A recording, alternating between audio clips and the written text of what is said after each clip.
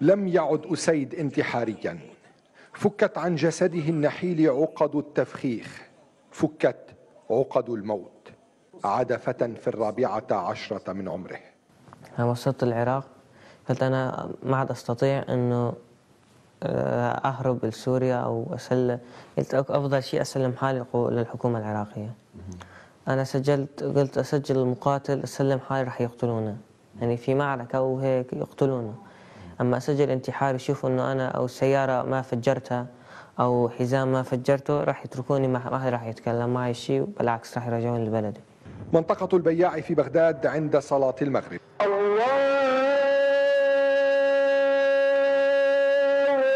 كان من المفترض أن يحول المكان هنا إلى دمار، هكذا أراد المخططون، لكن أسيد قرر أنه لا يريد. طلعنا أنا وواحد وصلني عند الجسر البياع، نزلنا من السيارة. هذا الشخص كان 3 أشخاص، السائق راح، الشخص تم يمشي قدامي وأنا أمشي وراه. كان مشي قدامي، يعني ضل في مسافة مشي قدامي.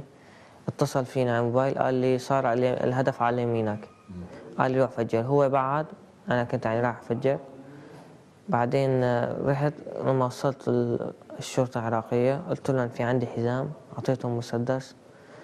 اجوا بركوني على الرصيف قالوا لي انتظر والله راح نوصلك لأهلك وانت ايش ما بدك نسوي لك. انا لابس حزام ناسف وانا مسلم وانتم مسلمين، ما اريد افجر نفسي على المسلمين. هكذا تحولت أمسية الدماء المفترضة إلى باب للأمل.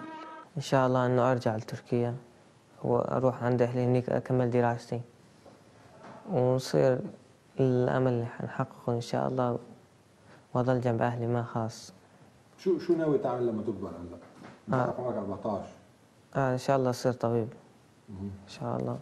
اكو مادتين بالقانون هي تكون من جانب الأسيد، الماده الاولى انه حدث، والماده الثانيه انه هو سلم وساعد القوات الامنيه. اشاد بنا وساعدنا ووفقنا، هذه تكون من صالحه. في تلك الليله اكمل المصلون صلاتهم، والخبز لم يغمس بدماء الامهات، فقط أسيد عاد الى طفولته. بين الموت والحياه شعره، عينها التي بين الكفر والايمان. تمسك بها أسيد فأمسك بناصيته وحقن دماء قيل له أنها كافرة، لكنه وجدها تصلي. علي هاشم، بغداد، الميادين.